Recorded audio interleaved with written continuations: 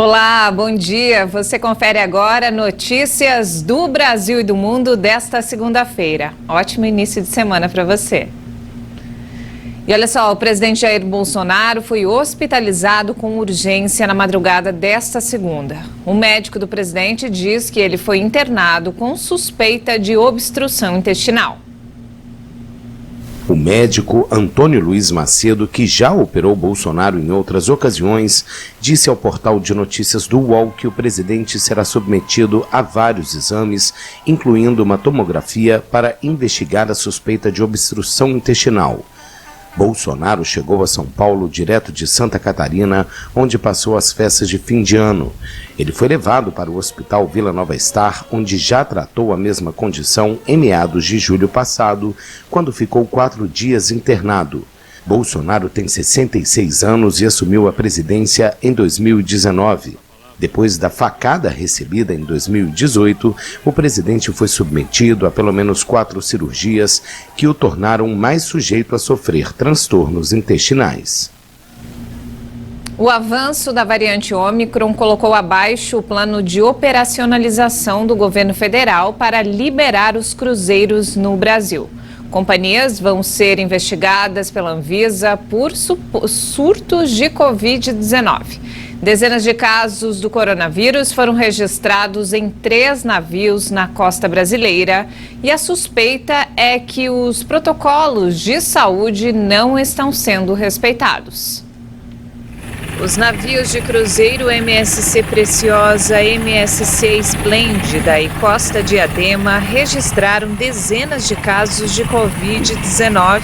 Em um comunicado, a Anvisa alertou que o descumprimento dos protocolos sanitários e a desobediência às medidas de restrição impostas pelas autoridades constituem infrações sanitárias. Se forem confirmadas essas violações, as companhias podem ser punidas com multas ou ter as atividades suspensas.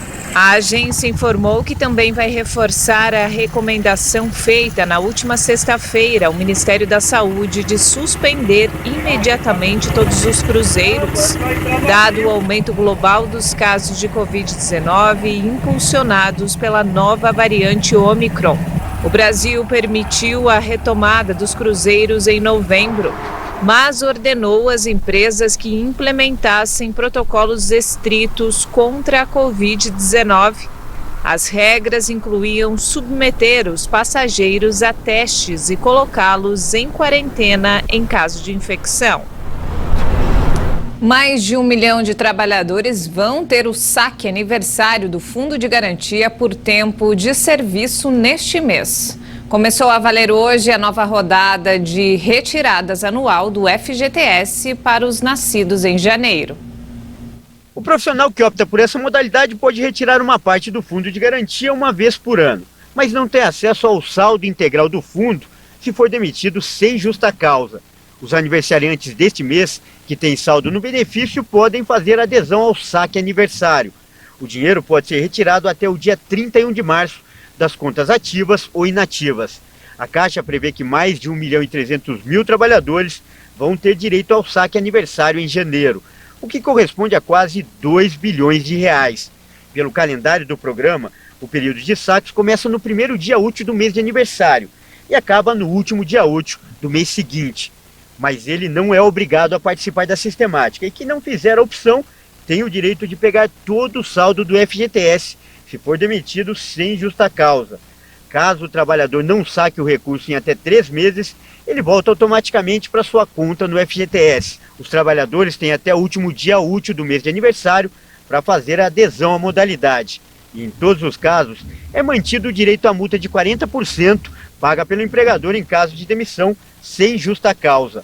O valor liberado pela Caixa depende do saldo total que o trabalhador tem em suas contas do FGTS.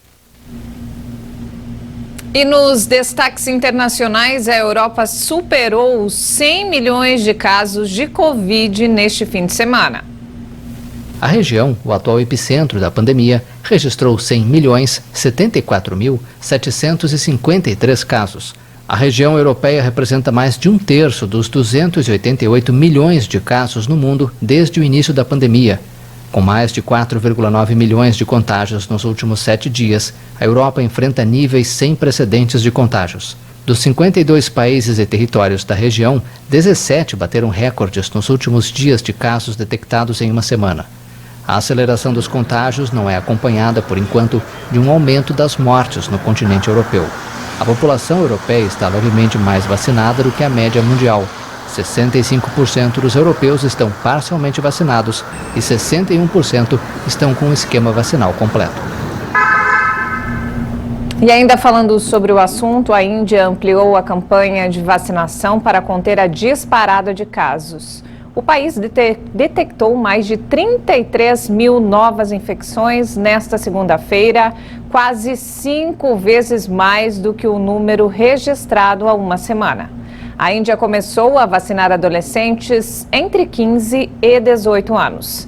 Centros de imunização foram montados em escolas para atender a maior população do mundo.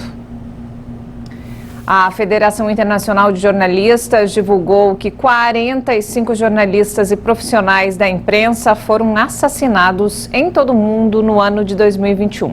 8 dessas mortes ocorreram no México. Apesar da marca trágica, o número é um dos menores registros desde que a federação começou a publicar relatórios anuais sobre jornalistas mortos em incidentes relacionados ao setor. O saldo de mortos também é inferior ao do ano passado e muito semelhante ao divulgado pela ONG Repórteres Sem Fronteiras, que registrou 46. Em 2020, a Federação Internacional de Jornalistas havia denunciado o assassinato de 65 profissionais de imprensa. A entidade lembrou que os riscos associados ao conflito armado diminuíram nos últimos anos devido à baixa exposição dos profissionais, que realizam cada vez menos coberturas presenciais. E olha só que bacana, com ferramentas de jardinagem e muita imaginação, por mais de uma década, um artista transforma as praias de Hong Kong em verdadeiras obras de arte. As criações são feitas com ferramentas caseiras, como uma vassoura de jardim, e usam a faixa de areia como tela. Sempre uso uma câmera ou um drone para registrar meus desenhos, já que os drones estão mais acessíveis agora. A maré irá limpar a minha criação depois. É uma pena? Não acho. É natural. A maré alta e a maré baixa fazem parte da natureza.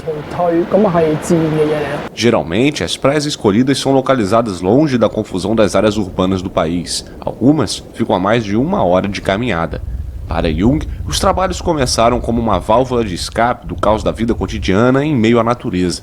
Após as recentes políticas de desenvolvimento de Hong Kong, com a possível criação de ilhas artificiais, ele espera que sua arte consiga transmitir uma mensagem ainda mais importante: proteger a natureza das intervenções urbanas.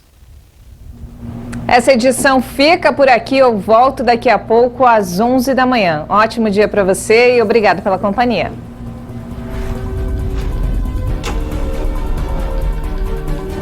De jardim